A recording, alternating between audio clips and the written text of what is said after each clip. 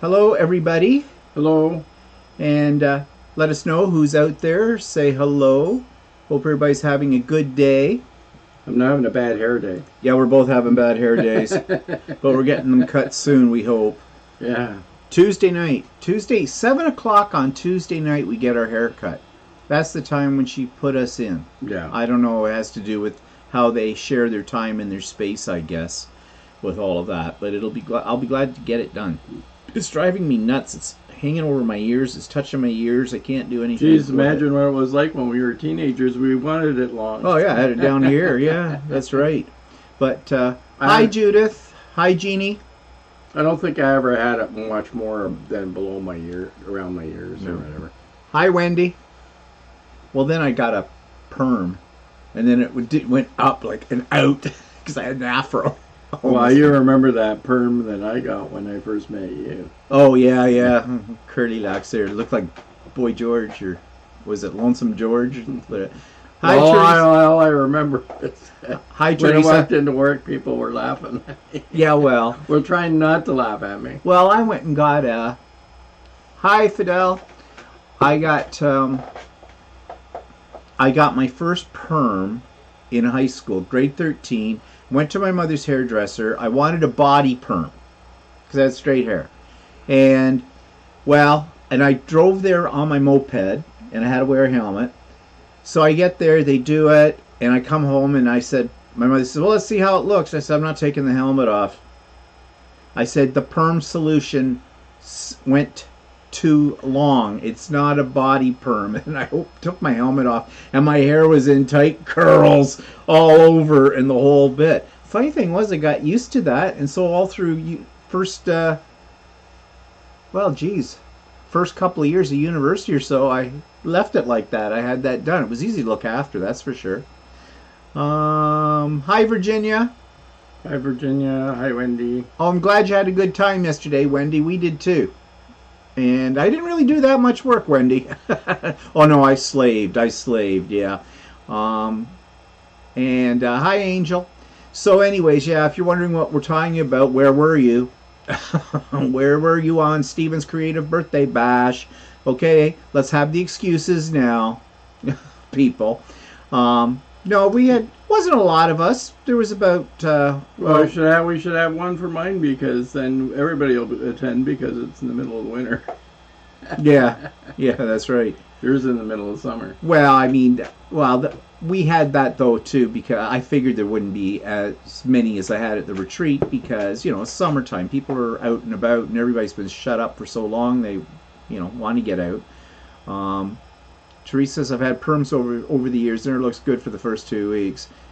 Well, when I met Em, I had hair, and before, when I was 17 or 18, we were going to go to Holland, and for some reason, my dad had curly hair, but my hair was always straight, and it was really fine. And so my sister at the time was screwing around with hairdressing, and she said, oh, why don't I give you a body perm? So I said, okay, sounds okay. So, because a lot of guys were getting perms and stuff like that then. So I went there, and it took really fast, but I didn't have total tight curls, but I had... it was curlier than I wanted. And then later on I met Steve, and around the time I met Steve, I started going to his hairdresser, which was a guy, and the guy kept talking to me and says, well, you should get a perm. And I said, well, if I get a perm, I just want to get body perm. I don't want tight curls. And I was telling him how fast it went the last time. So he talked me into getting a perm. Wow, it took really fast, and it was like pubic hair on my head. So it was like tight curls. And I never forget the day I walked into work after I had that done. I was very self-conscious to begin with. And then one of the ladies, all I could see is her eyes go up to my head, and she was trying not to laugh.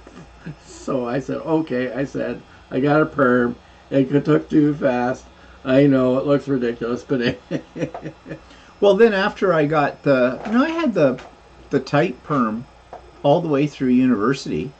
because my graduation picture, I always hated it. There's me with these great big thick glasses on and this perm and that. And then the next year I went to Teachers College, and I decided at the end of Teachers College to get my graduation picture from Teachers College done.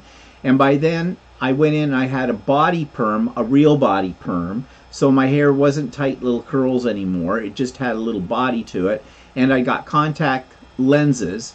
I looked totally different between. There's only a year between them, but I looked totally different between those two. And then the guy that you were going to, that I recommended to you, my hairdresser, I was getting my hair streaked then in those days. Yeah, that's right. And those were in the days when they used to do the streaks with the cap, and they pull your hair out with a crochet hook or something to his cap. And depending on how much they pulled through, I guess regulated how many highlights or streaks you're supposed to get. Well, he pulled way too many through, and which I don't know why, because he'd done my hair before, streaked it, and I was a platinum blonde that summer. That was the summer that we went out west. So yeah, that was a flock of seagulls. Oh wow. Hi Jules.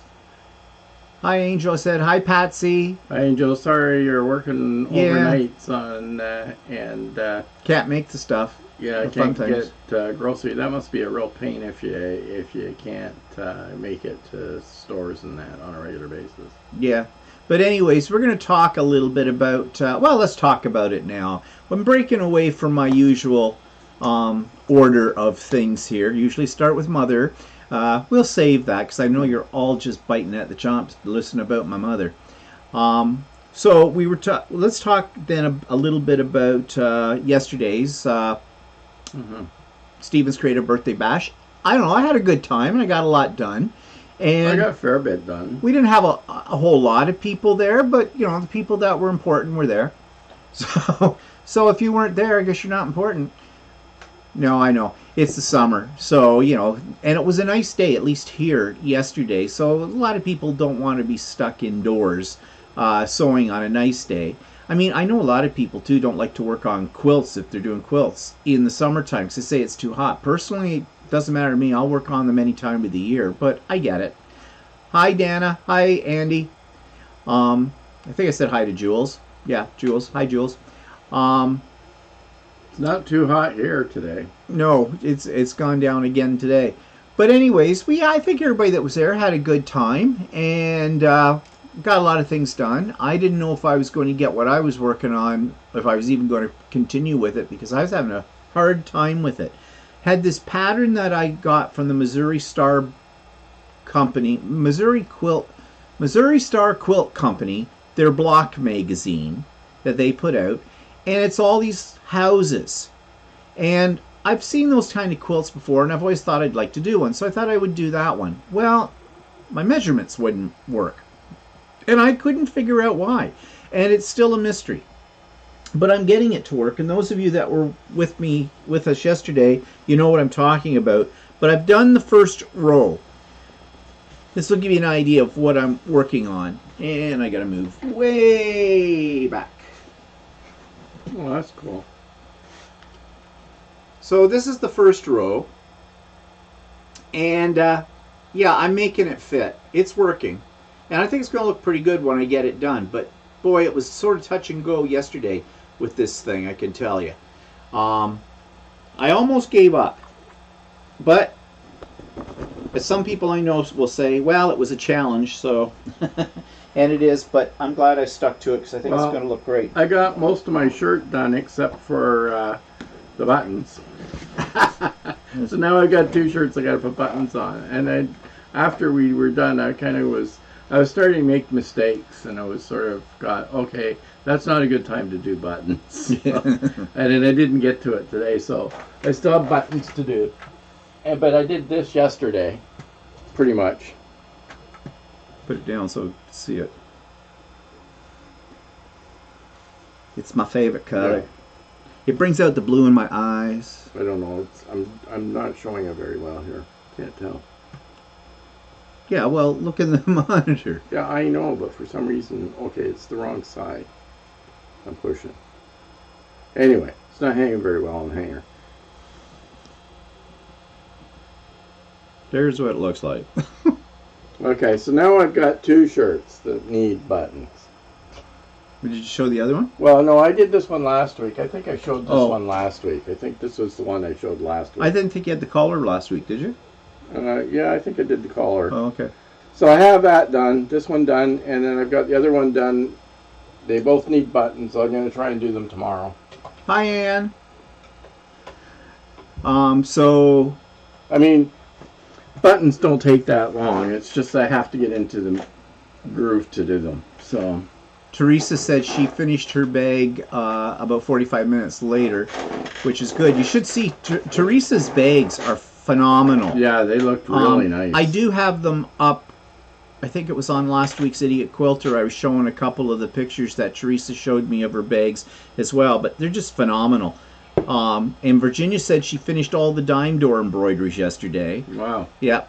And actually, you can see what she's working on. It's right directly behind me, right there, hanging up on the wall. That's what Virginia's The one next working. to the door, yeah. Yeah, that's what Virginia is working on. Blue one next to the door. Okay. Anything more you'd like to say about it No. while you're there? While Give it a you're description. Well, yeah. Well, what would you like me to do, Vanna? Yeah, that Havana. Right. Okay, and I'm just trying to catch up here what people are saying.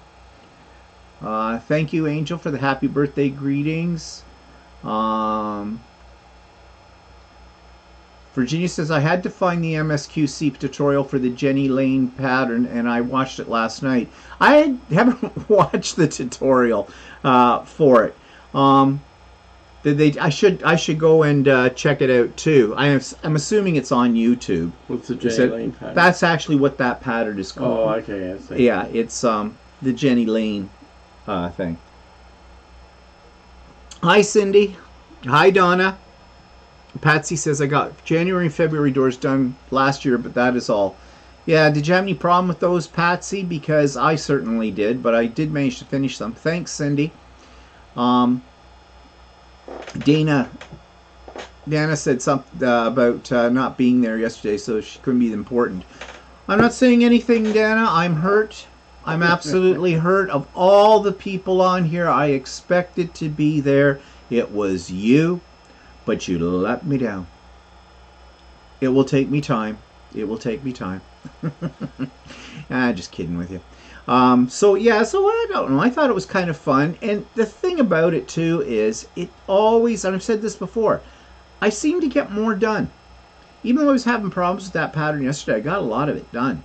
And it was just nice. It was fun. We had a good time. So, Yeah. So in advance of that, or in advance of it, no, after that, advance notice, I am planning to do another Idiot Quilter retreat, kind of like the one that I had in March. At the tail end of September, it'll be on the theme of working on holiday gifts and things like that, like starting your Christmas sewing in September, which actually I've already started my Christmas sewing. And I'll show you what I've been working on here in a second. But this time, I think I am going to charge a registration fee. It'll be a small amount. It won't be any more than $10, probably be more like $5.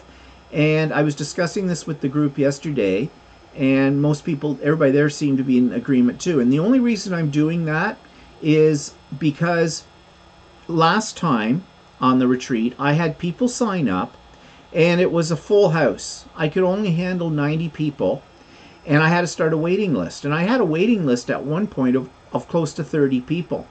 And I told everybody, if by chance something comes up and you can't come, give me enough notice of that, and I will put somebody on the waiting list, let them know a spot's opened up so they can, sign up for it. And a lot of there were people who did that, and that was great because that really helped out.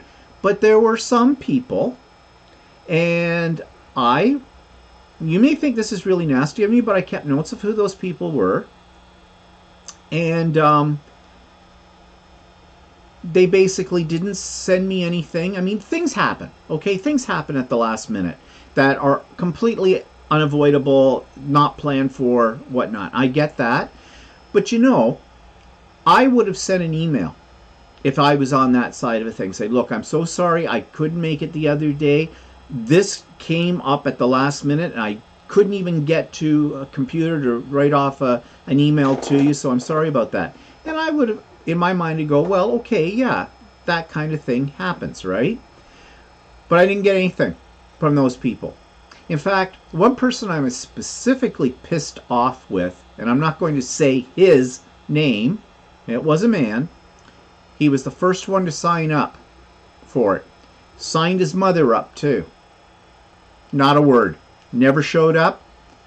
Never sent me a message. And it's not like he doesn't know how to get a hold of me, because we're in the same Facebook group and the whole bit. And it's not somebody that's regular on this channel, right? No, he's never on this channel. No.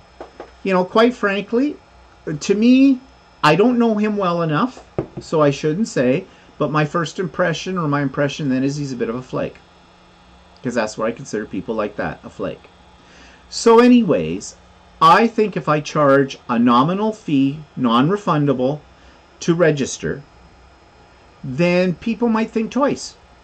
You know, put your money where your mouth is, kind of a deal. And even though it's a small amount and it won't make or break you, I think sometimes when people have to put any kind of money down for something, it's non-refundable, then they think twice about going, oh, I just don't feel like it today, or something better happened or came up or whatever, and just tossing you off because, they booked a spot, but they took somebody else's spot by doing that. Also, I think I'll use that money to buy prizes with it. I really can't go back to my same sponsors and ask for donations again. I'm sure that they would, but I don't want to press a good thing. You know what I mean? Like, I don't want to take advantage of they were very generous at the last retreat. So my idea is I would take the money and I would buy Amazon gift certificates with it as prizes. Because one, they're easy to get to people, because basically I don't have to mail them. I just send it to them in an email, kind of a thing. And people can use those for whatever they want to use them for. It doesn't have to be for specifically like a gift certificate for a quilt store or a gift certificate to a craft store. So that's what I'm thinking right now. One thing I have to work out is, how do people get the money to me? Because I'm not a business. So I guess most people could probably do e-transfer, but I think I can also set it up through PayPal. Now, PayPal, I think, will charge me a little bit for each transaction, but I don't think it's very much. I have to look into that. But that might be the easiest way to do it. And I have gotten money through PayPal before that way. So it's already kind of there in place. I just have to look at it a little bit more and figure it out. That's what I'm thinking. Plans are still up in the air. And the other thing that I'm thinking about doing is something that the group I belong to, and Virginia and Dana would know what I'm talking about, the Quilter's Way.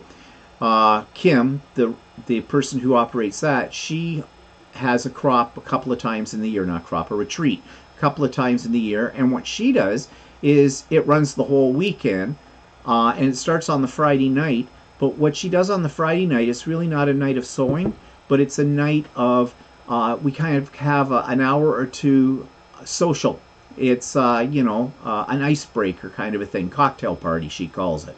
And so we all come online on that night on the Zoom, and it breaks the ice because, not everybody coming to it knows everybody else, obviously.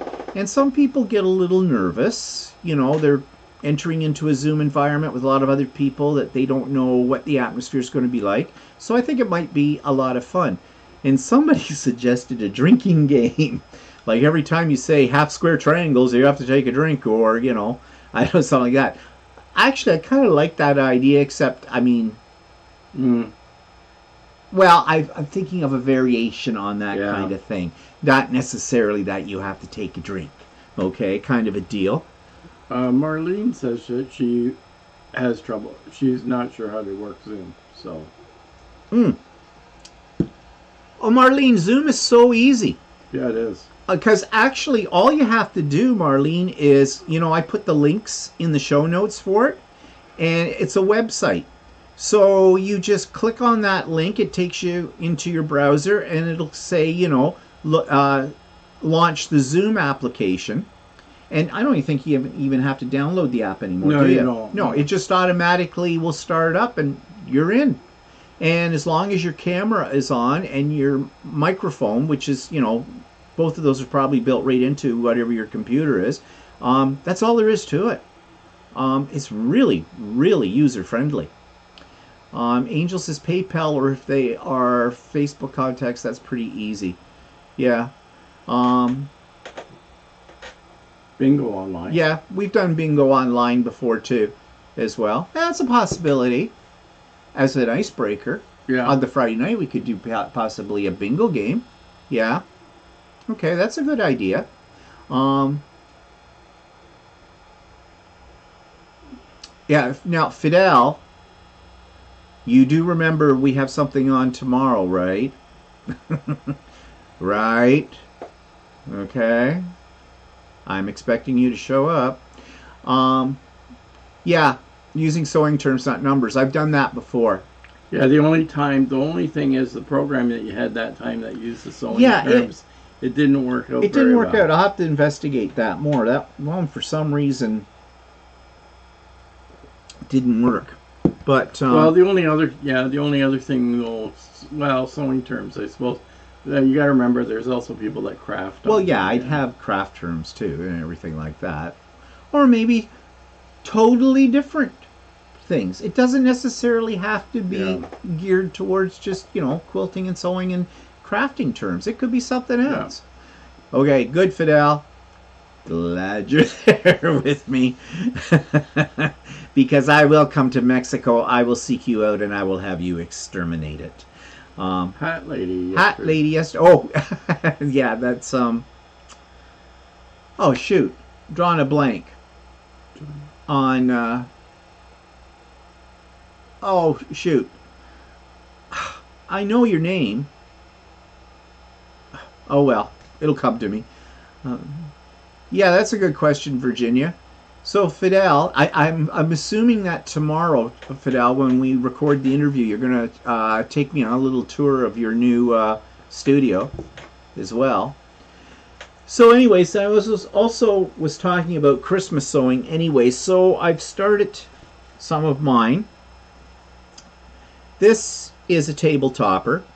In the center is embroidered gnomes, and actually, originally this was going to be a table runner. I've got about 4 different gnome designs, and I was going to put them as 4 panels. But and I was going to give these as Christmas gifts. But I got thinking, the number that I need to make, if I was going to give them all table runners, I don't think I get them done in time.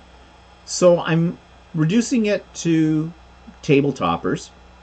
And there's going to be a gnome theme this year because I'm going to have a little gnome pincushion. I'm working on that right now with my 3D printer. And, some other little goodies and things. It'll be a gnomey Christmas. Adrian Bennett. Oh, yeah. See, I knew who it was. Anyways, it just had a mental block. You get that when you get old. Hi, Janice. Yeah, I got a lot of that stuff done yesterday, and talking about other things. So I'm still working on my Halloween 3D print. So I have a bust of Frankenstein. Kind of looks like Walter. Just add bolts. And alas, poor Yorick. I knew him, Horatio. Oops, where's the camera? There we go. And any of you that might know Shakespeare and you know Hamlet, that is one of the lines that's always misquoted from Hamlet. A lot of people think Hamlet's standing there with his skull in his hand in the graveyard, and he goes, "Alas, poor Yorick, I knew him well." No, it's "Alas, poor Yorick, I knew him, Horatio." Horatio is Hamlet's best friend, and they're both in the graveyard. So, but it's usually misquoted. It's like Romeo and Juliet. When people translate it, they think that when Romeo, wherefore art thou Romeo, meaning where are you? No, it means why why are you called Romeo? And that goes into the whole soliloquy of, what's in a name. A rose by any name would smell as sweet. But everybody thinks it means, the comedy thing. Romeo, where art thou? I'm right here. Woo! Hello, I'm in my little nightie on the balcony. That's what I used to tell the kids. But anyway, so I make jokes. I like that one. Do you do shishiko stitching? No, I don't. To be quite honest, my sewing machine has those stitches on it, and so does my embroidery machine. So you can use the machines for them. I know that they're usually done by hand as well. But I don't see what the great big thrill is about shishiko. It's just stitches. I mean, I don't know. Maybe I'm missing something. But that seems to be something that people really, really get into. Yeah, like the guy that teaches my class, he actually bought a machine that's dedicated to doing shishiko stitching. But I don't know. To me, well, it's just, it's different. It's okay. But I don't see why. And he bought a machine. Mm-hmm. Like a dedicated machine. It doesn't actually, I don't think it actually has, I can't remember if it doesn't have bobbin or it doesn't have a needle. It must have I don't know, must have a needle. But anyway. Well, yeah. Yeah. Yeah, okay. Well, Patsy's got one. Yeah. Okay, Patsy, explain to us why shishiko is so... Why are you interested in it? What is it about? Because I'm missing something. I swear. I haven't explored it too far, but I don't know. What's and what does the shishiko machine... Why can't you use, if you have shishiko stitches on your sewing machine or on your embroidery machine, why get another machine? Lady says, I'm not sure I get it either. Oh, well, good. I'm glad I don't feel like I'm the only one out here. I need to know. I need an explanation because maybe I should explore it further. There's something that the shishiko has, like hooks or something like that that it uses, and no top thread. Yeah, there's no top thread. Oh. But then how's that work on a regular sewing machine if they have the stitches? Well, I think they fake it. They must be faux. Yeah, it's faux. Yeah. Maybe this is something I need to explore a little further because I really don't get it. But anyways, just me. Yeah, it says it only uses a bobbin. It only uses a bobbin. Oh. Okay. Yeah, so I still don't quite get it. Yeah, I don't get it. Yeah, I know. Brendan said that the guy that teaches our class said that he said it only uses a bobbin or whatever, and then there's like hooks or something like that it uses, and I'm not exactly sure how it works. We're gonna have to go on YouTube and see if we can find some videos of that. It has a definite space between the stitches. Yeah. Okay, we'll have to explore that further. Maybe I'm missing something here. Need to check this out. Frog in my throat. Oh, and this afternoon I can't show it because it's wet at the moment. But I'm experimenting with fabric painting. So I bought some broadcloth. I got it about a week ago. I ordered it online, and I've been videotaping myself doing my little experiment on it. I'm not finished with that yet, but I'm just playing around with it. So I'll be showing that later on. The needle has a hook. The needle has a hook. Okay. Yeah, I'm not sure. I looked it up at one point and I couldn't remember exactly about it. So we'll have to look it up. We'll have to look it up and explore it a little further. So what? So that's all you've been working on is... Yeah, shirts right now. What else? I've got another shirt on to go, but I thought I'd get to it yesterday, but I didn't do it. Well, what about your coat? Your jean jacket? Oh, yeah, my jean jacket. Yeah, we were doing pockets last Monday. And actually I could have brought it down, but I didn't. We have a pocket where you put your hand in. And I had a hell of a time trying to get it straightened out in my head as to how we were doing it. But once I did one, the other one was easy to do. So, how many more classes of that? 2 to 3.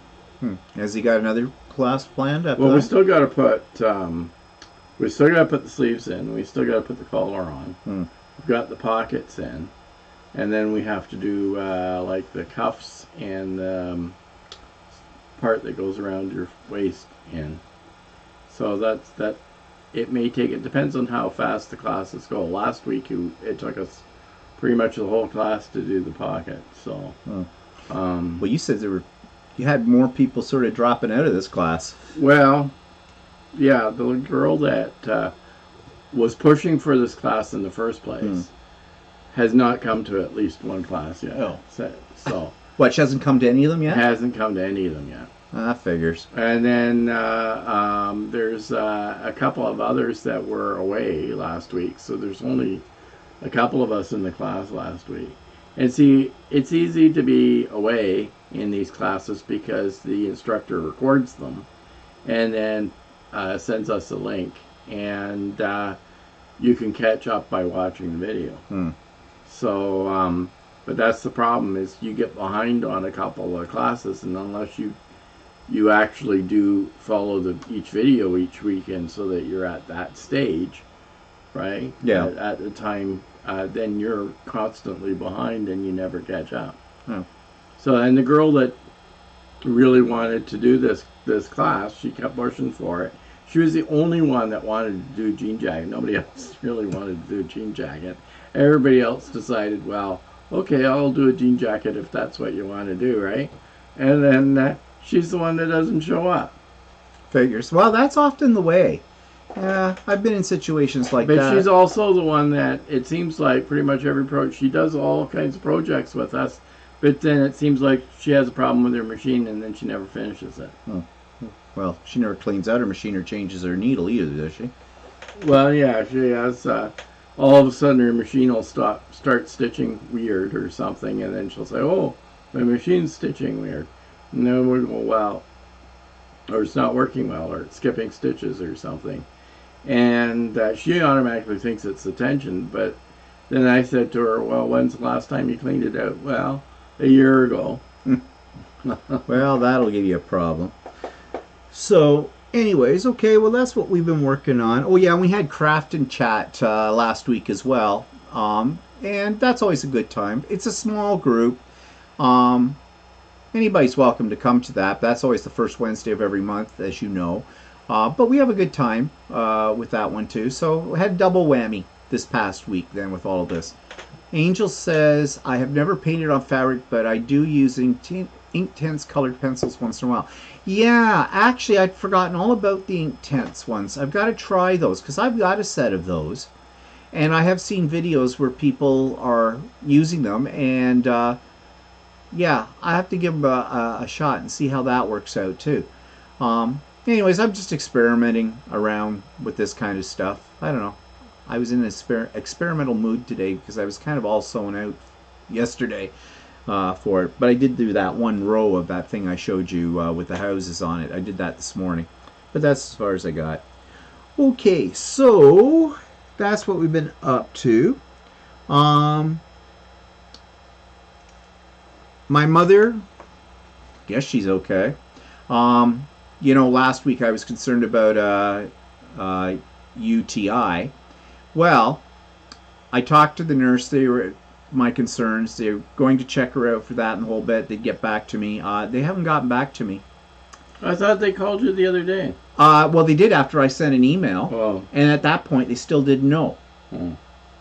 They thought they might find out the first of this week or something. The test had been done, or they got urine sample or whatever.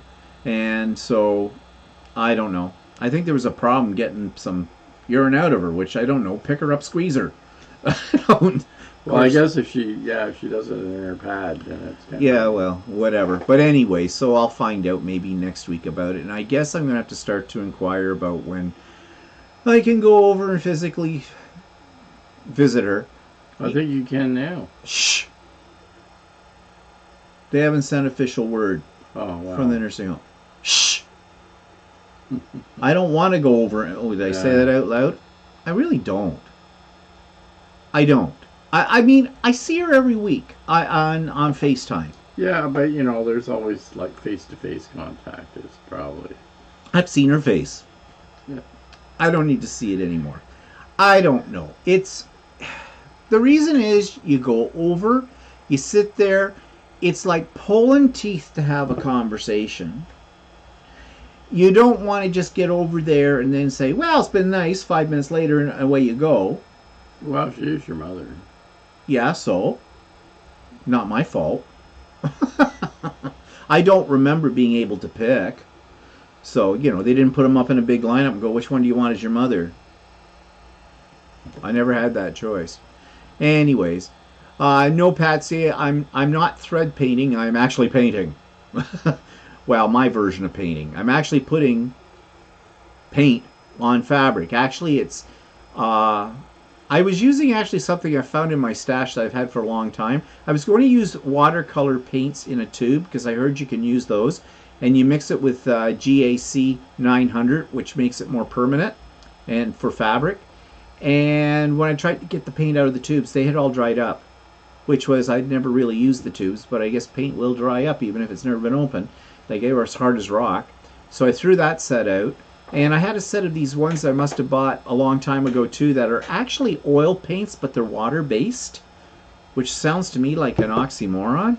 But anyways, that's what I was doing with those. So I don't know, it's hanging up drying right now, and well, I'm not an artist. So I call it grass in the wind. Walter hasn't even seen it yet, so. Actually, I don't think you're allowed to hug your parents yet. No, I don't think you're, and that's. I think they're allowed to. You're allowed to hold their hand if you're fully vaccinated. But oh, don't touch her. My family is not touchy-feely. Yeah, well, I been. come from that too. I'm not real touchy-feely either. So. What about crayon? Well, actually, you could probably use anything you want on fabric. It depends on what you're going to do with the fabric afterwards, though, I suppose. Like, in terms of washability. If I mean, I'm not making this fabric with any. Actually, I have no plan for it whatsoever. I'm just playing around with it. But I don't think I wouldn't want to use anything that, if I was going to wash it, it would come out or fade, which I think is kind of difficult with it. Now, I've got some stuff here that's supposed to help with that I bought some time ago. But, yeah, but if you're just going to hang it on a wall, I've heard about using crayons and using an iron to set them. Well, I wouldn't be ironing right on. You must be using an ironing. Well, cloth. you'd have an ironing cloth or a Teflon sheet, I would think, with that. Family was not touchy-feely either. Yeah. So I mean, I don't touch my mother. It's just well, not even done. that, her hands are full of arthritis now, so she's got itchy hands. You don't know where their hands would be. An iron with paper towels, that is. Oh, okay. So you can use that. Actually, come to think of it, I think I have heard of that method. Now that I think about it. Another experiment. I have a big box of crayons here. I could try that, see what would happen. Interesting. Hi, Joan. Aloe vera gel is a good medium to play with the intense pencils. Oh. Huh. All kinds of things you experiment with. Oh, well, that's got me all booked up for a month now with experiments to do. Yeah, I'm not real touchy-feely either. When I had a boss, my last boss was really a hugger. You're not touchy-feely. Wait. I was touching you. I'm touching you. I'm touching you. I'm not a hugger, so. Thank and my God. boss was a hugger, who was female, and she says, I said no, I don't hug, right? And then when I retired, she forced me into hugging her. So. No, well, we've got some friends too that when they come, they're all like huggy. They're all huggy. Well, first of all, we have straight friends. Yeah. Like some of them, they come and the first thing they come in and they hug you, and the whole bit, and they know I don't like to be touched. They don't like to be hugged, but they do it on purpose because they know, especially one. She'll come out, oh, Stevie, like this, and I go, no, go away from me. Yeah, one of the friends we have is Dutch. Got Michael. No, yes, and they're really huggy. They're more than just huggy. They're huggy. They're like, hello, slip you the tongue. No, thank you. No. Teresa says, our family wasn't so huggy when I was little. Now we hug everyone whether you want it or not. And Patsy says we're huggy in the South. Yeah, I don't. I don't like it. And then the other thing that I really hate is, which seemed to be popular. People come in, they give you a little hug, and then they do that, the European kiss thing, on both sides. And then your brother-in-law shakes hands all the time. Oh, yeah. That's really annoying. Oh, I hate that. He's always giving you a hand. I hate shaking hands. I've always had an aversion to handshaking. But this is why. It's not because I don't want to touch somebody's hand.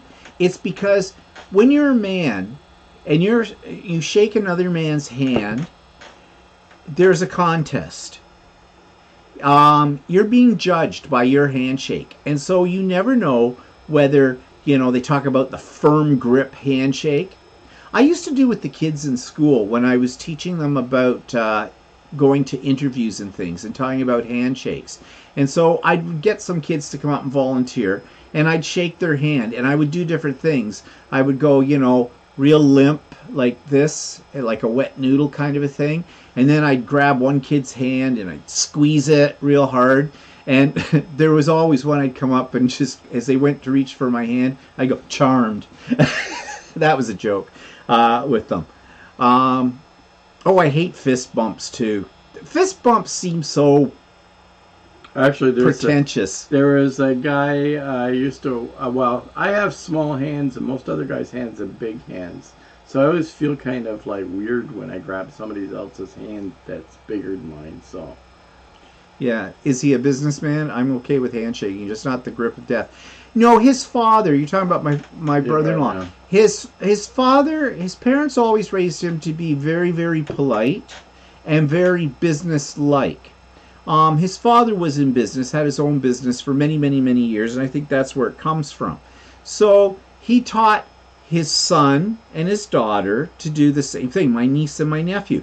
And it's just strange when your nephew shakes your hand, kind of a deal. Yeah, it's the only people that I know that do that. And it's kind of bizarre.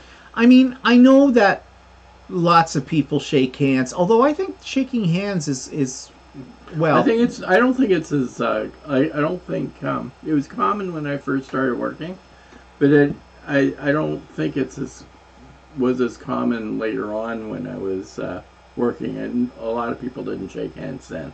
And I remember starting at the company that I worked for 30 years when I was 29, and then people were still shaking hands. And I had a senior manager that would always shake hands, and then we had this one guy come into work, and he said the senior manager came over and went to shake his hand, right? And the guy didn't give him his hand. He actually gave him the wrong hand to shake with, right? And the manager says, "Oh, what's wrong with your other hand?" Or something like, "Are you a gimp?" or something like. And turns out the poor guy had an artificial hand, right? So he had a prosthetic, right? Yeah, prosthetic. So he didn't feel comfortable giving him prosthetic, right? Yeah. So and of course it embarrassed the other guy all hell. Well, I worked with a teacher at one of my high schools. She was in my department. She was Middle Eastern, and she would always wear on parents' nights, because you always shake the parents' hand kind of a thing when they come in to see you. She always wore white gloves on those nights. Now, we thought that was because she was Middle Eastern, and she did wear a headscarf. She didn't wear the face covering or anything like that. And we just thought that might have been something cultural. And so, and the parents would kind of look at her funny because she would put out her hand and, with her white glove on. Well, she's also was a doctor, but she ended up being a teacher when she was here in our country. Well, somebody finally asked her once and said, "Do you mind if I ask you, why is it for parents' night that you wear gloves?" And is it something in your background, like cultural? She goes, "No." She says, "You know how many germs are on hands? I'm a doctor. I'm not touching that." Here we're thinking, we're making the excuse that it was a cultural thing. It was just her. She was a germaphobe. So, I mean, you know, well, she probably had a good idea. Right, that was 20 years ago. Probably right now, she's probably laughing, Yeah. you know, with everything. Angel says, people always comment on how small my hands are. That's annoying. So I always whip back a smart ass comment. Laugh at them. Well, I have small hands too, with it. But you know, some men especially, and some women do it as well. When you shake their hand, they're sizing you up by your hand grip, and it's a competition. Some guys will actually grab your hand and try to intimidate you with their handshake. And there are some women I have met who try to do the same thing. Like, in other words, treat me like an equal. Don't even think about being sexist with me because I'm as good as you are. Of course, what really gets them is when they grab your hand and go, "Ow!" And then they, just kidding, go away. But no, I don't like shaking hands. I don't like hugging. I don't want to be touched. Don't kiss me. Yeah, okay. Makes everything look bigger. Yeah, true. And we'll leave that conversation. Okay, I have to have a shout out because Theresa's here. I had a real surprise this week. We went shopping at Ultimate Sewing. I needed some batting. And when I went up to the cash register to pay for my batting, they said, oh, there's somebody left you something here for you. I went, oh, they handed me this envelope. And when I opened it up, there was a gift certificate for Ultimate Sewing, and it was from Theresa. I was so surprised and very appreciative. So thank you, Theresa, for that. I want to publicly acknowledge it. You know, you're now my favorite person. The rest of you could get on that bandwagon. I'll put my email addresses below. You can send me gift certificates by email. Not a problem. Okay, but no, that was very, very unexpected. And, well, thank you so much for that. That was so very nice of you. And speaking of Ultimate Sewing, so we went over to get batting. Now, I have 30 yards of batting on order from Dinky Doo out in BC. They had a pre-order special back in about the tail end of April, I think it was. And you could get a 30-yard roll of batting for, I forget what it was. With tax and everything, it came to about $400, which was pretty good. And I knew it was a pre-order, so okay. And they said that it would be available about the middle of June. We're into July. I haven't got it yet. I sent them an email a week and a half ago and said, hi, it's the 1st of July. You know, I'm just wondering what the status is on the pre-order of the batting. They wrote right back to me very quickly and said they were waiting to get a driver in Texas. I guess, however, they get it shipped up to them in BC. It comes from Texas. Yeah, well, it comes from Hobbs Batting, and I guess I didn't know this until now, but Hobbs Batting, I guess their headquarters is located in Texas, and they're a big distributor of batting.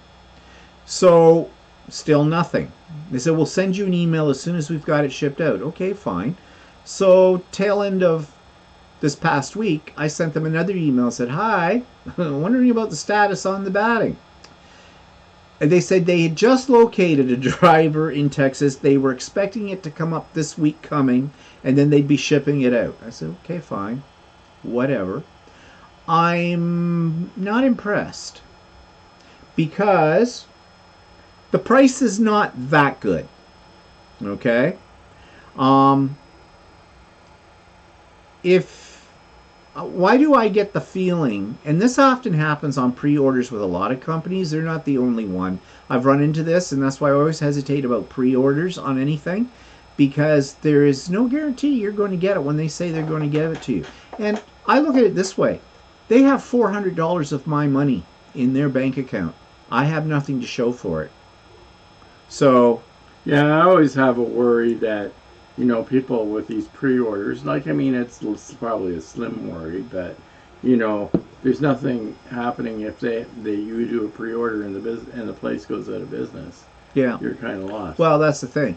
And then just last week, a friend of mine, she was talking about getting batting, and I said, "Well, where do you get your batting from?" She said, "Oh, I ordered it online from Dinky Doo."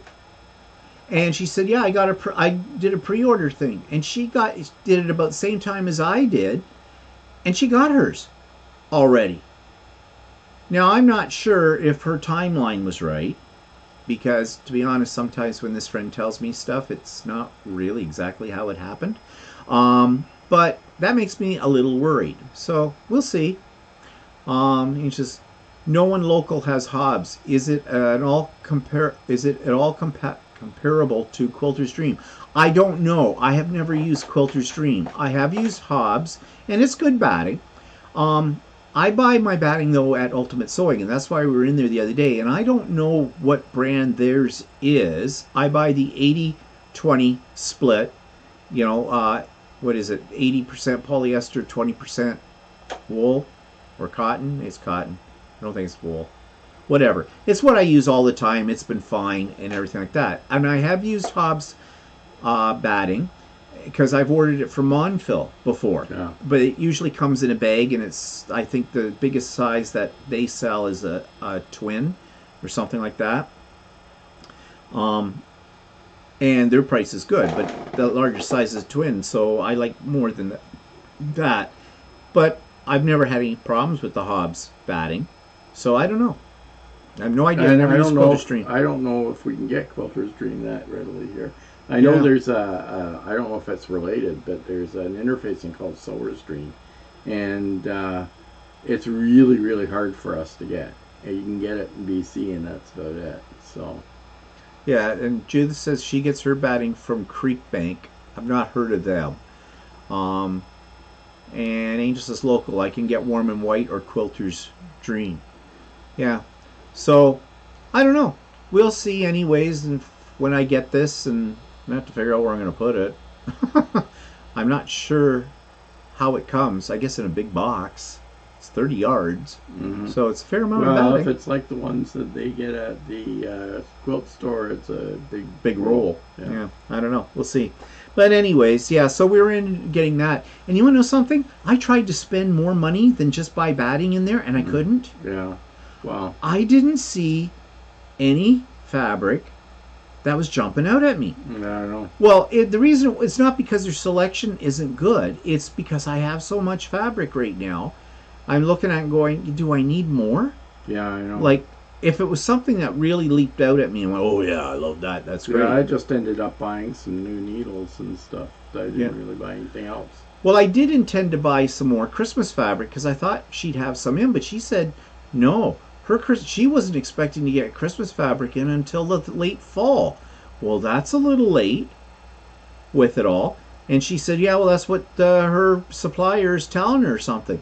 Well, I just ordered a whole bunch of Christmas fabric online from Peachtree. It's coming on Monday. I don't know if it's this year's or not. It didn't matter to me, but they had lots of it. And a couple of other places I've looked online have lots of it. Yeah, there's other places that I've seen. She didn't have any out on the shelf. In Uxbridge had some too. Quilter's Cupboard, yeah. So I don't know what's with Ultimate Sewing supplier. And the one we went to, Annie's, didn't she have some? She had tons. Oh, and then she said she had more coming next week. Yeah. Yeah. So I don't know what. I think she should look into a different supplier. I don't know. But then again, maybe, because, her prices can't be beat. So, yeah. I don't know. We'll see. Or maybe she's just slow. Well, maybe she's just telling you that. Yeah, that's true, yeah. Then but then that's not good either, because then people will go off and find it other places. Yeah. Because this is the time of year when people buy Christmas fabric. Because people do start making their Christmas stuff, as I said before now. Teresa says, I usually use Warm and Natural. Joann's often has it half price, so that's when I get a roll. I string it up to the ceiling with rope and peel it off like toilet paper.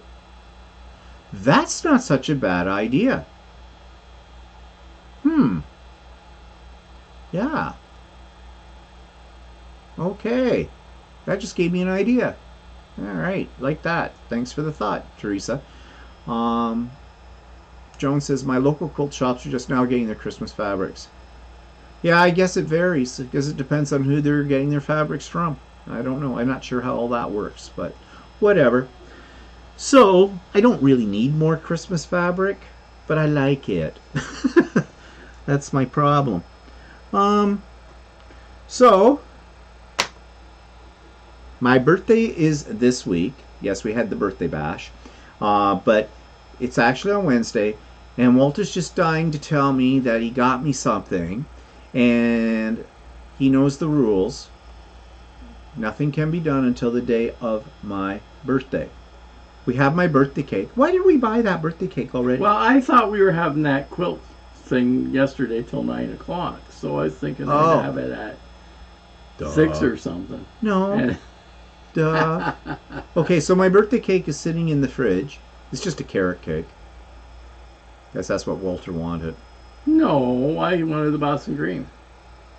Well, then you went and redirected it to the carrot No, cake. I don't care. You could have had anything you want. No, you always direct. No, you I say didn't. that, but you manipulate. You want, you're so you good. want another beer? I don't know. What kind can I have this time? I don't know. Are you going to give me... What are you trying to make me... Yes, I do want another beer. Okay. I guess I have to let you out of the hole. No, you could have gotten anything you wanted. Well, I like the carrot cake. I wasn't sure about the Boston cream because we've been talking about Boston cream, but you know, like. Well, see, if I had gone myself, you would have gotten the Boston cream. Well, la-di-da. Whatever. It's my birthday and I'll bitch if I want to. So anyways, he's got me something and he went out today and got something more. I don't know what he's got planned. So I do know when I say to him, well, I bought something today on Amazon, I do see the look in his eyes that shows great fear. So, and I know some of it came from Amazon because there were deliveries to the door because he hustled right to the door and grabbed it and ran upstairs and put it wherever. But, yeah, Kathy, actually, that's the way to solve the problem. Kathy says, I guess you need both. Yep. What? The carrot cake and the Boston cream. Oh. Well, actually, I should have made you a cake. But... Yeah, you should have. And you should have made me you should have made me a birthday pie. Because Yeah, I'm more of a pie person than a Oh, no. this is my beer. I'm a more of a pie person than a cake person. Although I'll eat both. Dana says I have a Black Forest cake in my fridge. I'll be celebrating your birthday. Actually, I have a recipe that I haven't made in years, though. What? That a lady I used to work with that was German gave me for a Black Forest cake. Well, I have a great recipe for Black Forest I cake. don't like your Black Forest. He doesn't like anything that I make. That's why I don't bother anymore. Baking makes the house hot. Not if you have AC. Any cake except red velvet. Red velvet's okay, but I don't know why everybody gets so excited about red velvet. I'm not overly great. I mean, red velvet's okay, but I'd rather have chocolate. Well, we can go out before my birthday and pick up the Boston cream one and have both. Because carrot cake will freeze. No, it's okay. We can have carrot cake. Actually, carrot cake is one of my favorite cakes. And I have made carrot cake before, and I like it. You won't like this. I don't think you've ever had this. Because I don't think my mother ever made them when you came along. But when we were kids, one of the favorite cakes my mother would make was an angel food cake. With lemon in between. No. It had fruit cocktail mixed in red jello that went all around the outside of it. And there may have been some white icing or maybe some lemon in between she put in layers. But it looked really nice. Oh, and then it was all covered in whipped cream over the top of it. It looked like a bomb. And we used to love that when we were kids. And she'd make that for our birthdays all the time. That's what we always wanted. But my mom always used to make the angel food type cake or a sponge cake or whatever with lemon filling in the middle. Yeah, my mother used to do that one too. And then whipped cream on the outside. And then as time went on, my mother just bought an angel food cake, sliced it in half, put the lemon stuff out of a jar in it. Or she would go to M&M's and get the the too tall shortcake or something. Oh, okay. And then there's always Sara Lee, because nobody doesn't like Sara Lee. I don't know. I lost my flavor. Do they still have Sara Lee? Yeah, they do. Oh, jeez. I used to like it, Sara Lee. I had that pound cake I got a little while ago, right? It Yeah. wasn't that great. It was all right. Oh, what, a nice? No, it wasn't a nice one. It was just a plain pound cake. We used it for strawberries. Was it Sara Lee? Yeah, it wasn't that great. Okay, well, maybe things change. Teresa says there's red velvet in my fridge right now. My son's girlfriend said her family always got an ice cream cake for her birthday. She hates ice cream cake. She loves red velvet, so I make sure I buy that. Oh, ice cream cakes. Oh, yeah, I could just bury my face in an ice cream cake. Oh, pralines and cream. Could have had that for my birthday. Yeah, except we'd be eating it forever. Mhm. And it's not like we don't have ice cream on a regular basis around here anymore. But I do like the DQ. Yeah, yes, the DQ ones are good. Yeah. Actually, what were you going to say? Yeah, well, I've never been a big ice cream fan. We've never really had ice cream in the house very much, except for the last year. And I suddenly got an urge for ice cream for some reason. Yeah. Like we don't need, because I never turned down ice cream. Nope. I just inhale it. That's the problem. Your mother's just like that. So well, that's you're where I just got like it. Your mother. Yeah, when it comes to ice cream, my mother's the same. I mean, that's your where mother's I got it. like right up there with ice cream. All she did was talk about ice cream. Yep. In fact, isn't that the main food she ate while she was eating when she was living in the apartment? Yeah. She would go out and get. She would get. Those she didn't go out. She'd get order those grocery orders, and she'd get four 2-liter containers of ice cream. Yeah. Great. But anyway, so what are you going to make for my birthday dinner? I don't know yet. It depends on what you want. You have to tell me. Well, I don't know. I was sort of thinking, because I like it, that what I call the Moroccan chicken, but it's up to you. But I don't know. But then I also like, though, that's also comes on the Wednesday, and that's Avante Wednesday. Yeah. And I do enjoy your bolognese. Yeah. On those noodles that I can't pronounce. Pappardella or whatever. Pappardella. Or you just go out and get me a fresh lobster and boil it. No. Could do that. Yeah, I don't know. I don't like killing them. Well, we don't kill I them. would Steam them. But I don't know. The last time we got a lobster, it was expensive and it was a bit of a letdown. Yeah. So. Yep. Ice cream, you scream, we all scream for ice cream. Yay. Well, anyways, you have time to think about it and plan it and make it a very elegant dinner and evening. And do you have strippers? Oh, well, last year you were the stripper, and no, I want professionals. No. Yeah, no, that didn't happen. What did happen on my birthday last year? I don't recall. I don't either. I think we couldn't go out anywhere. No, I probably did my own thing. I don't know no, that was I think that was New Year's. We had lobster or something. Not this past year. Yeah, we had it. Remember at some point.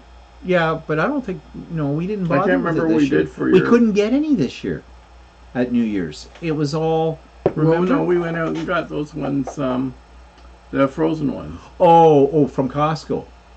No, we got them from from Miracle Food Market, or from Metro or something.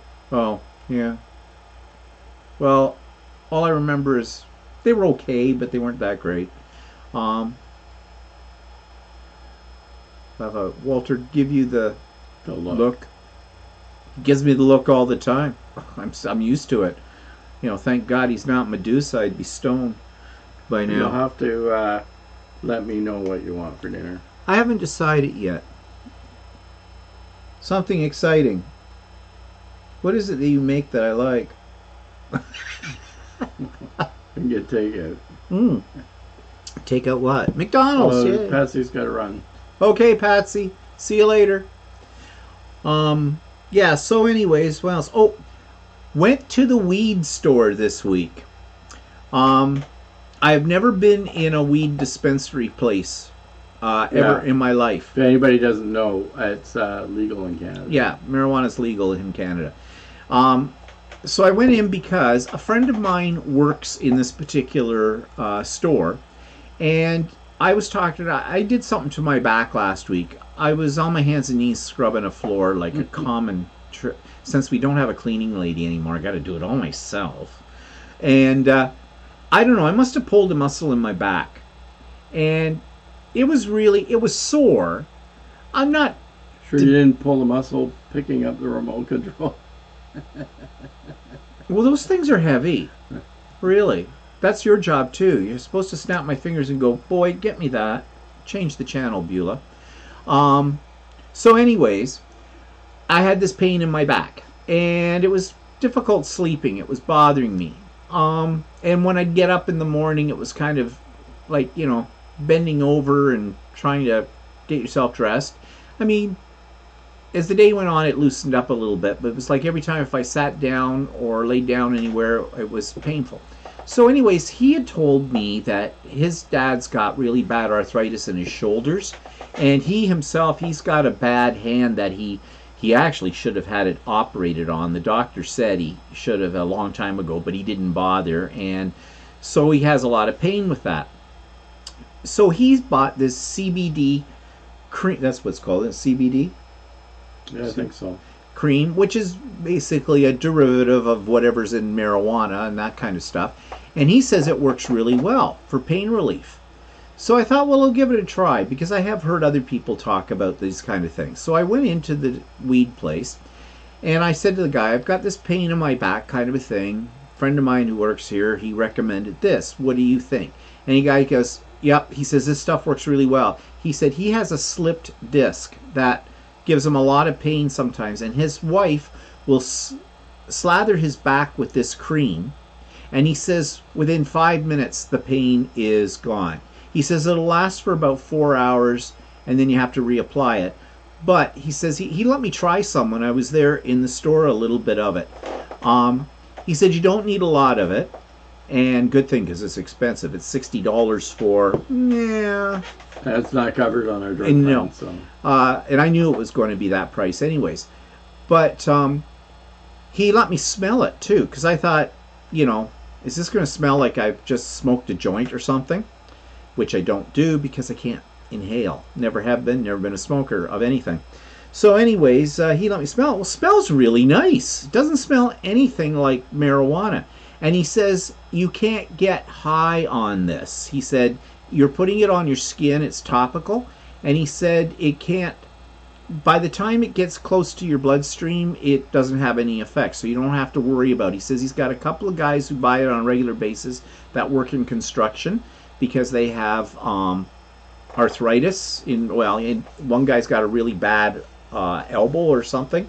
And he buys it and he swears by it.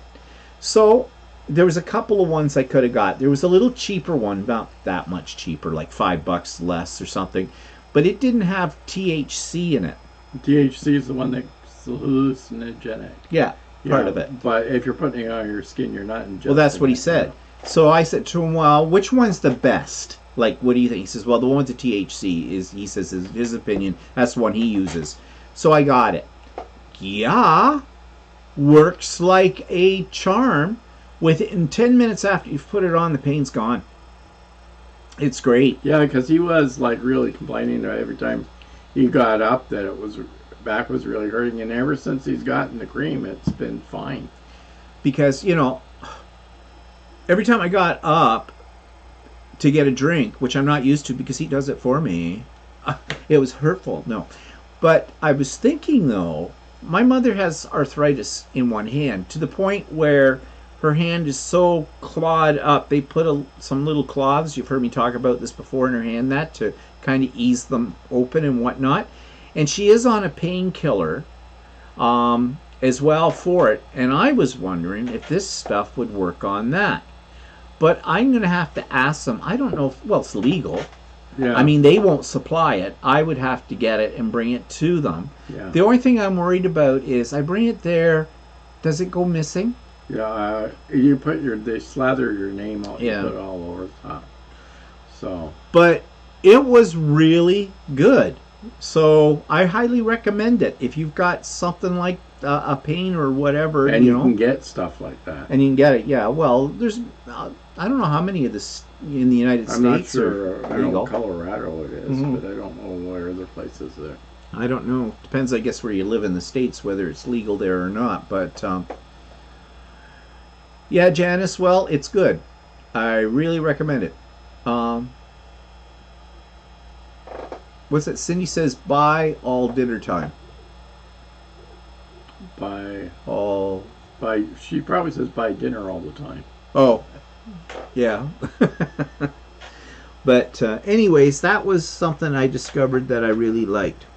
And the pain's gone now in my back completely, so. But I don't, it's not a cure, but it just gives you some relief because I knew that eventually this would go away. But anyways. Yeah, put it in the Voltaire. Yeah. Oh, yeah. Easier said than done. Well, guess what? They put Voltaren on my mother all the time. That stuff is like putting water on. It doesn't do I don't know. anything. I tried using it a couple I tried of it times once too. and it never seemed to do much for me. And it's expensive. Not as expensive as the stuff I was talking about.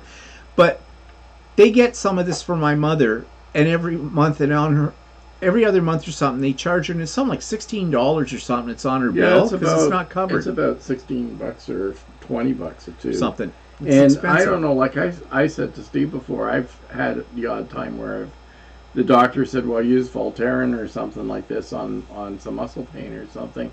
And I've said to the doctor, I said that stuff doesn't work for me. No. So Well, I tried don't know, it before, maybe it too. works for some people, but for me, it never seems to do anything.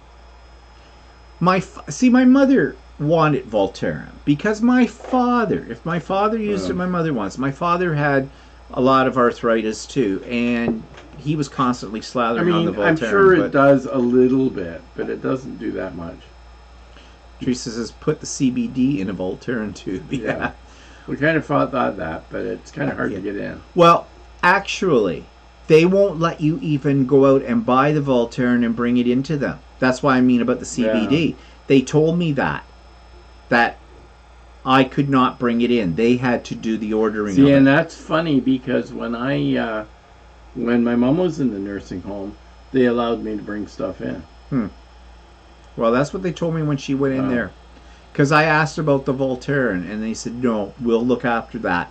Don't bring any of that in. So, okay. Maybe they want to make sure, you can't come back On them. on them. If you brought in something in it, they had a reaction or something to it or whatever. I don't know. But anyways, so I may have to ask them about that. What did I have down here? Oh yeah, so Walter didn't want to talk about this too much, but we're going to talk about it anyways. So we're going to open up to step 3 this coming Friday, 5 days earlier than they originally planned for it, mainly because our government has buckled under the pressure that have come from businesses and everything for it. And I'm not really exactly sure what makes step 3 different from the phase we're in right now, step 2. Actually, big time difference. Right now, Well, what are they? Okay, off the top of my head. Well, your hair's off there too. Yeah, so I know. It's I think you're allowed up to 25 guests in your home. For Oh, in your house? yeah, in your house. Whoa. Like a birthday party. And I can't remember how many outside. A lot outside. And there's things like fitness clubs can open with 50% capacity. Theaters can open with 50% capacity. Indoor dining, no limits, so long as you're 6 feet apart. There's concerts and all other stuff can have it, but up to like 1,000 spectators or something like that. Strip clubs can open up to. Oh well, thank God. And I can't remember what the capacity. I think capacity of strip clubs are like 50% or whatever. And it's and then the Nightclubs can open up to 250 people, depending on capacity. Okay, you know where we're heading towards. I mean, we've still got the Delta variant, and we've got the new one, the Lama Lama Ding Dong one, out there now that they're saying, the one from So Peru. it's pretty much wide open. There are some minor restrictions, but it's pretty much wide open. And they still require you to wear, personal services can be like, haircutting and stuff like that. Yeah. If it's required without a mask, you can do that. Well, okay, so wonderful. I think it's still too soon for things that quickly, and I'm just worried that they're talking the possibility that if people still aren't cautious, we could have a fourth wave in September. They're talking about opening the schools up for September, but all those little buggers have not got their shots yet, not by fault of their own, just the way they've done it. Hi, Johan, and Aaron. I don't know. Maybe it's all part of COVID fatigue and anxiety with it all, but I'm still not feeling that comfortable with all this stuff. Plus, they said now people are walking up, they're going into pop-up clinics, and when they find out that they're going to be given Moderna and not Pfizer, they walk away. Yeah. Okay, gourmet shopping for vaccines now. Like, geez. People are so friggin' stupid. Yeah. Anyway, so Aaron LeBlanc had a bad experience with edibles. Actually, yeah. The problem with edibles are like we have gummies we've used off and on over the year, since it's been legal, and you can't take more than just one. Yeah, they taste great, but don't take more than one. So because they'll give you they'll not make you feel great, probably. Choke and scratched my esophagus really bad and still recovering. Holy crap. Well, the ones we had don't do that. Yeah, so. No. They're just very good. They're delicious. I mean, they should just go into the gummy making business and forget the marijuana part of them, because I'd buy their gummies. They were good. But I only take those when I'm having trouble sleeping. Of course, I'll never forget that New Year's Eve when... Oh, yeah. We had the two-bite brownies. I mean, we've never ever really had pot in our life. No. And this was actually before pot was legal. But we were out with friends at the time at New Year's Eve. Yeah. And one of them brought brought back a brownie. And he said, special brownie. A special brownie. And he says, do you want one or something like that? Or do you want some? And we were going, it was half. We've never really had that before, right? Yeah. So he said, I'll, I choke on food, not the edibles. I'm confused now, Aaron. Yeah. Okay. Sorry that we're being obtuse, but while I choke on food, not the edibles. Back up. Took way too much. Choke and scratch my esophagus really bad and still recovering while I choke on food, not the edibles. I'm not sure what you mean with that. But anyways, we tried it. We tried it. We had a half a brownie. Yeah, half a brownie. And Steve's going, well, I don't feel it. Well, he says, well, you'll feel kind of tingly, and then, kind of a thing. You'll get a little bit of, kind of euphorium or something and that. And so I said, well, half an hour later, I said, how long is this supposed to take before it kicks in? Because I'm not feeling a thing. It's not doing anything for me. Give me the other half. I took the other half. Oh, yeah, it kicked in. Oh, wow, did it. I was having way too much fun at that. In fact... Well, luckily we didn't drive that night. We had arranged for, a Keys to Us pickup service, and we had told them, I think, to pick us up at about just after midnight, I think it was. No, 1 o'clock. Or was it 1 o'clock? I didn't want to go home. I was having too much fun. The party was still going and whatnot. But anyways, we had this arranged. So we get in his car, and we knew the guy that was taking us home. And I knew I was doing it, but I couldn't stop myself. I was just talking a mile a minute and just going on and on and on. And Walter's half asleep in the back seat, and the driver says, "Whoa, you've had a good time." And I said, "Yeah, I had a brownie, and it was a special brownie. It was really good." And it was all. He says, "Oh, I can tell." And then we came home, and I passed out. Basically, I was just suddenly really tired and went to bed. And next morning, there was nothing left in the fridge because Walter got the munchies. I stayed up and got the munchies. And he ate everything. Oh, okay, Aaron says, "Sorry, I took edibles, got really high, and ate food, choked and scratched my throat up." Oh. Oh, okay. Oh, all right. Yeah, okay, now I understand. Yeah, well, you got to be careful of those edibles because they're easy to take too many of because they don't take effect right away. Yeah. And Teresa says, "If I took a gummy bear, I'd have to follow it with a whole bag of regular gummies, munchies, you know." Yep. Yeah, well, that's what you'd have to do. Oh, because these gummies are very tasty. Yeah. Well, the thing about these particular gummies, though, you don't really get high on them. They'll help you to sleep. They just sort of relax I imagine you. if you take enough of them, you'll get really high on. Well, I don't know. I had one. I took 4 of them once. If I take one of those, I get a buzz after like a couple hours. You're just a little lightweight. Jeez. Grow up. Have another drink. Lightweight. I don't see that. I don't think we'd be poking at... Pokes a bear. That's why you're wearing black today, so you look skinny. It's not working. We've had this discussion about black before. No, it does not make anybody look skinnier.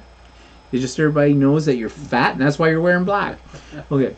But anyway, so what were we talking about on that? Gummies. Oh yeah, but the vaccine and stuff. So started off with CBD. Do you still have to wear masks? We still have to wear masks, though, don't we? It's recommended in areas where you can't socially distance, but it doesn't say. I'm a little unclear as to what they recommend. Well, they've been very unclear to the businesses too as to what the business is supposed to do, but that's not unusual with our government. I'm still going to wear it for the while. I think so. Well, now it's a fashion accessory. I mean, you just feel naked if you're not going out with your mask on.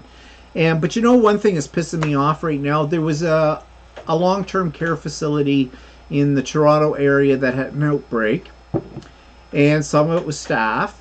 Now, they weren't clear as to whether or not the staff had it first and brought it into the residents, or the residents had it first and brought it to the staff. It does suggest that possibly it was brought in by staff, though, because they're not allowing, or at that point they weren't allowing, well, at least they weren't supposed to be allowing outsiders to come in.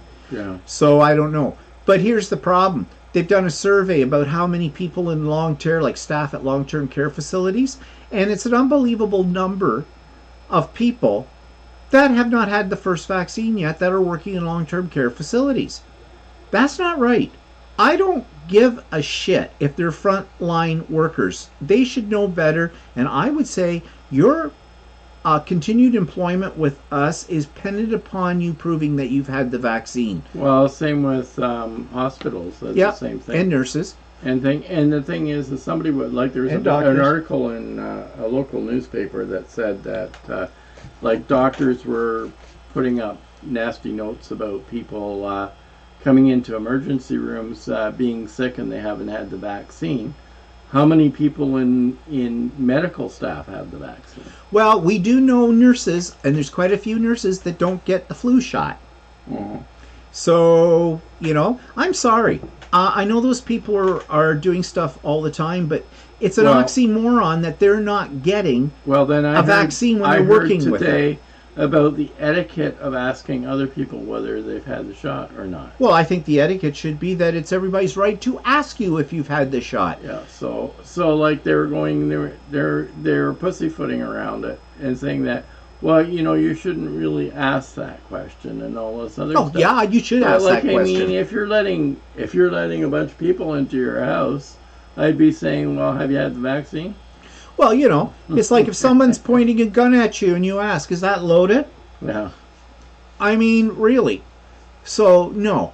I think the proper political correctness and social etiquette for this is that you should be asking people, and they should be forthcoming with the information. In fact, people usually are. As soon as you get into an environment, I have found lately, people tell you immediately, yeah, we've had both shots.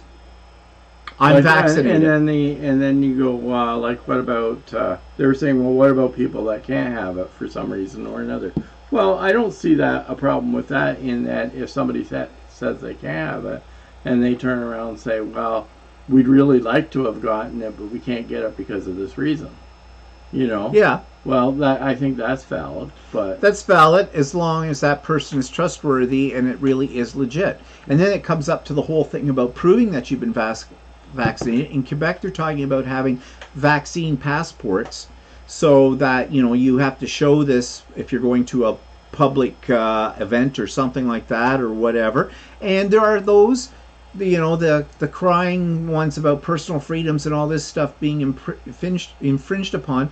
No, I see nothing wrong with having a vaccine passport. When I was much younger, when we went back to Holland, I have one still. Actually, I had to dig it up. It's a vaccine passport to get for me to be able to go to Holland with proper vaccinations. Well, when I started teaching, in order for me to sign my contract, I had to have a tuberculosis test. I had to prove that I was tuberculosis free as a condition for employment with the school board. Actually, I had that done. I had that done with my first job, but I also had that done during a summer job. Yeah, and that was like, yeah, you had to do it. If you want to work here, if you want to be a teacher, you had to have a tuberculosis test. And we had to be tested every so many years. In my first few years of teaching, we had to have regular I think it was every 4 years you had to have a tuberculosis test. In fact, I remember them driving up to the school with a portable x-raying unit or something, and you'd go in on your lunch hour kind of a thing, and they would check you. Now, they don't do that anymore, but because of the way medical science is. But, that was grounds for employment. So why can they not put that as grounds of employment with people who are working in the healthcare system? I mean, it would protect them, too. That's the thing I don't get. Like, just because you're a nurse or you're a doctor doesn't mean you have immunity to these things. You're dealing with diseases every day.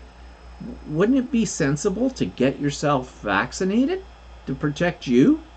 I mean, that's why I used to get a flu shot. I still get a flu shot every year, but I was working with those little germ bags, and they'd be getting sick all the time. I didn't want to get sick, so that's why I went in and got my vaccine for it. I don't know why. Well, do it's that. Funny because like when my mom went into a nursing home, it was recommended that I got a what do you call it? Pneumonia. Pneumococcal thing or whatever. Pneumonia so I went shot. to the doctor and asked for it, and they said, "Oh, you sure?" And I said, "Well, according to the form on the nursing homes thing suggested that caregivers get that as well." So I got that as well.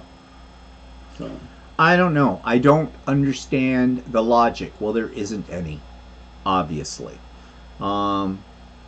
Virginia said, yes, I had to have a TB test and also a background check to teach in the parochial school.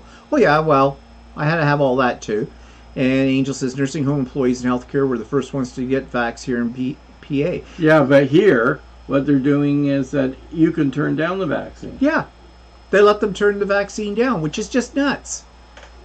Where do you think we live? And so what Texas? they do is they educate them that they should get the vaccine, and they got to go through a little course. That is the stupidest thing I've ever heard. They're saying that if you refuse to get the vaccine, then you can take a course. How does that protect them? To inform them about the benefits of getting the vaccine. Like, duh. Teresa says, I used to work in an ICU. Doctors were notorious for going from patient to patient without washing up. And let's not discuss where that stethoscope's been. Thank God that's changed.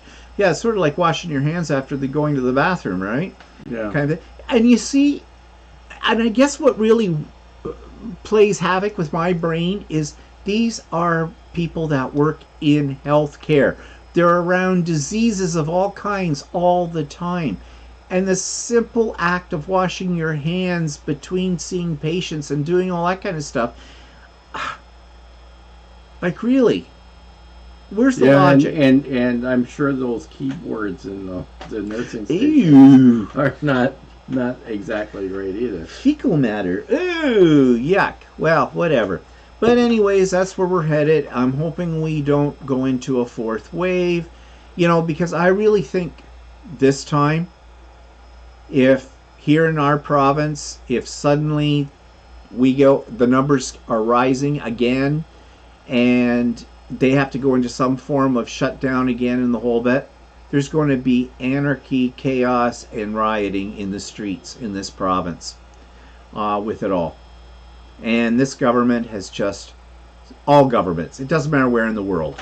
Yeah, all the governments. Or what levels, they all actually have fucked up. In some ways, I think that COVID is a wake-up call, but on the other hand, we've been lucky that COVID hasn't been as as infectious as some diseases could be, because like I just said about the keyboards and all the other stuff, because I'm sure there's lots of stuff that's fallen through the cracks. Oh, yeah. That they've said that, we're sanitizing and all this other stuff, but I'm sure there's lots of stuff that's gone on that's fallen through the cracks. Well, they supposedly learned all these lessons when we had the SARS breakout. They told us that at the beginning of this pandemic, we're prepared, we're ready, because we learned so much from the SARS thing. They didn't learn a thing. Not in this province, they didn't. It says, I hope they come out with vaccine passports. I know more than one person who refused to get the vaccine. They don't understand the science of how mRNA vaccines work. They think it could have long-term side effects. Yeah, they're just idiots. They're just really there's idiots. Long-term side effects from everything you do. Yeah. I don't know. People are stupid. But anyways, on that note, it's our time. It's time to go bye-bye. On it. We have to figure out what we're having for dinner. Yeah. Okay. Whatever. Okay. So thanks for joining us today, everybody. And we'll see you next week. And for those of you that didn't show up from Steven's Creative Birthday Bash on Saturday, I hate your guts. Just saying. Fine. I'm not hurt. I'm not hurt. I'm not hurt. No, it's okay. Fine. Thank you. Okay. Anyways, have a good week, everybody, and we'll have a good week. We'll see you all later. Bye-bye. Bye-bye. Can't find my cursor.